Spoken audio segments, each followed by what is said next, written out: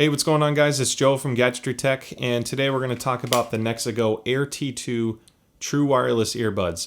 These are ultra thin, and I think that's a big reason why people are looking for these right now, or looking at these, is because of how thin they are. So you want to know what you get and what you don't get. So it's $70 regardless of the price or color that you pick. You have them in silver and then, of course, the black. So there's some pros and cons to this design. I'm going to just get right to it. I'm not going to make this video last too long. There's no affiliation or kickbacks with NexiGo. I will put a link in the description for our Amazon affiliate link. That's just a normal kickback, nothing to do with NexiGo. So it won't impact this review.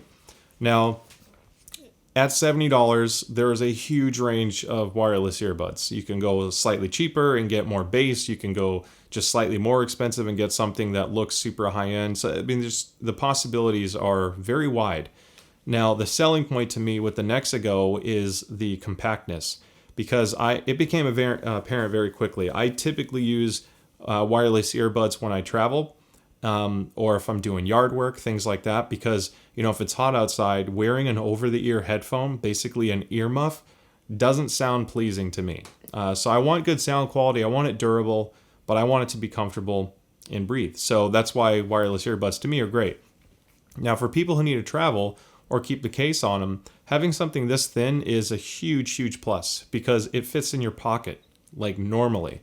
You can jam other cases in your pocket, but usually you can tell they're in there, and you know, they make your pocket bulge out, or they take up more space in your purse, backpack, laptop case, whatever.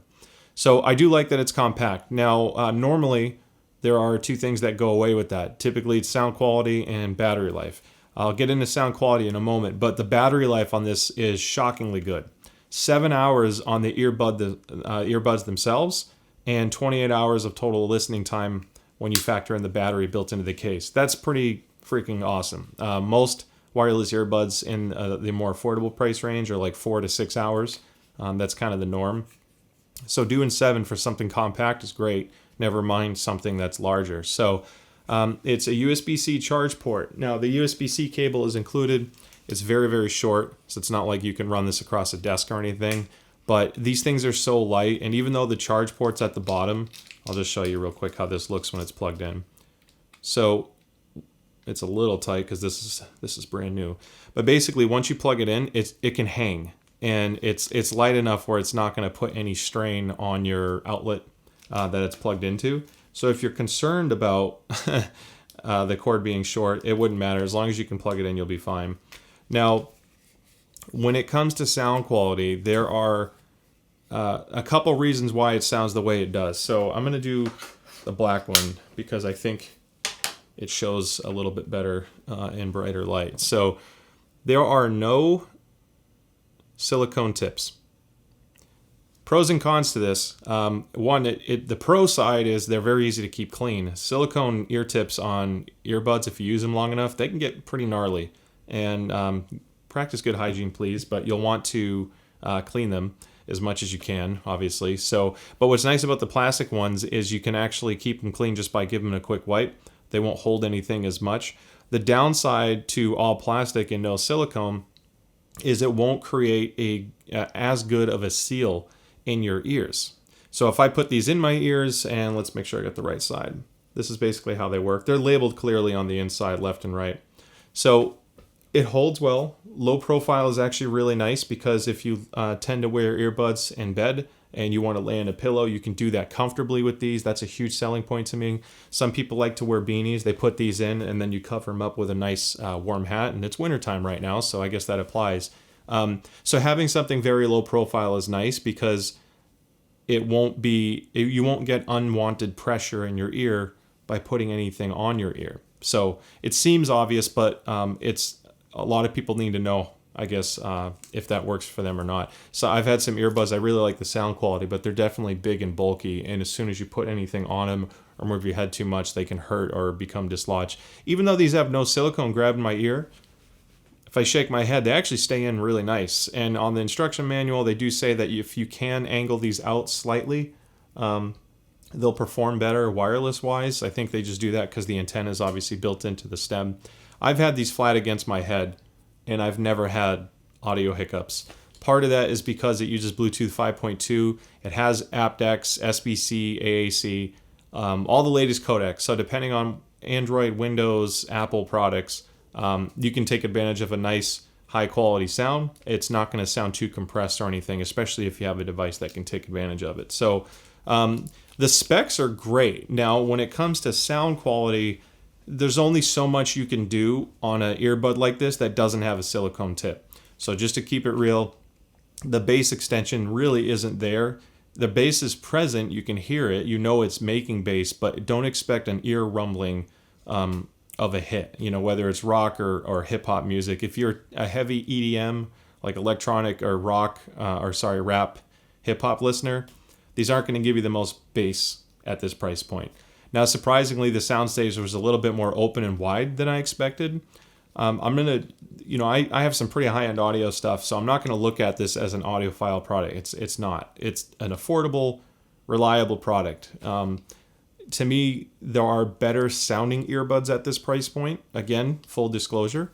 The Helm earbuds that I reviewed in the past, I think they're either $10 more or less than this. They're either $80 or $60, but those have more bass, significantly more bass, but they're not as clear as these. So this is a pretty good fee. And the Helms were some of my favorite at this price range originally because I was shocked at how much bass they had. But for most music, if you're listening to podcasts, things like that, you'll appreciate the openness of this. Because there's no rubber seal, you actually hear your environment more around you, so that can be a pro or con. Some people like to be aware of what's going on. But overall, I've been pretty happy with it. Now, the other thing that's important is the microphone performance. If you make calls.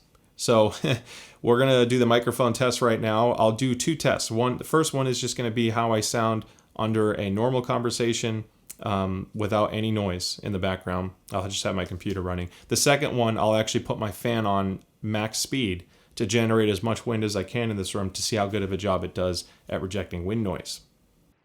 All right, so now I'm talking to you on the Air T2 microphones. That's obviously paired. Both of them are on right now, so it should do a pretty good job of having an even pickup. When I turn my head, it's not going to affect the sound quality at all. Now my computer's running in the background, and you should not hear that with these because of the background noise rejection. It's kind of like a white noise.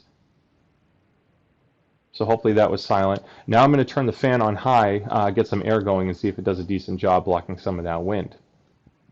All right, so now I have my fan at max speed, and I can actually feel the air of the fan blowing past the earbuds. Again, because I don't have a perfect seal, you are going to hear that wind just a little bit, but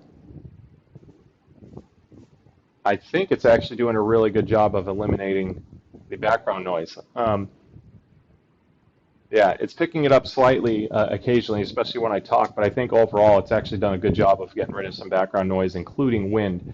Naturally, if you're in a very windy area, there's no microphone or earbud that's going to completely eliminate wind. But again, for $70, I just want you to know what to expect, both for sound quality and noise cancellation performance, in case you're trying to have a call and it's kind of noisy in the background. All right, there you have it. That is the mic test. Curious what you guys think. Obviously, it's not the most robust, rich-sounding mics, but they're passable enough. And, again, you have to keep in mind of the price range and what you're getting. So at the end of the day, some everyday living experiences I had with these, it's been extremely reliable. Like I said, I've never had a wireless cutout issue, and they've both paired every single time I pull them out of the case. To some people, that's more important than pure sound quality, because what good is it if it has, static or pop noises or occasional disconnects? These have been rock solid, so that's a huge, huge win. The other thing I notice is there's no volume adjustment on the earbuds. So these do have capacitive touch on the back. You can use, especially when they're both connected and you have the left and right, you can play, pause, answer calls, go forward a track, back a track. And then if you do the 4 taps, that'll do the assistant of your phone, like Siri or Android, Google's assistant. So, but there's no volume adjustment. You have to use your phone for that. Not sure if that's a deal breaker, but you want to know that. Now, these do not, there's no way to turn them off, obviously. You have to do one of two ways. If they are disconnected from a Bluetooth device for over 5 minutes, they will turn off by themselves. And then the last thing is if you put them in the case, they're actually still on in the case. They will turn off when you close the lid, and you should see it charging here in just a moment. There we go. So now the charge light's on. So it works, and if these are having issues with connecting and you need to reset them, just put them in the case, close the lid. It'll reset them, and then you can take them back out and start using them again. So that's about all there is to it. I'm not going to drag this out. I found the sound quality, again, like I said, it's lacking a little bit of bass, but I had more clarity and openness than I expected at this price range. It's not an audiophile bud, but there's some really good pros to this if you find that the features it does have is right for you. So anyway, I hope you guys and girls found this helpful. If you have any questions, shoot me a comment below. Like I said, I'll put a comment in the description in case, or a link in the description in case you want to purchase this for yourself. With that being said, I'll see you next time.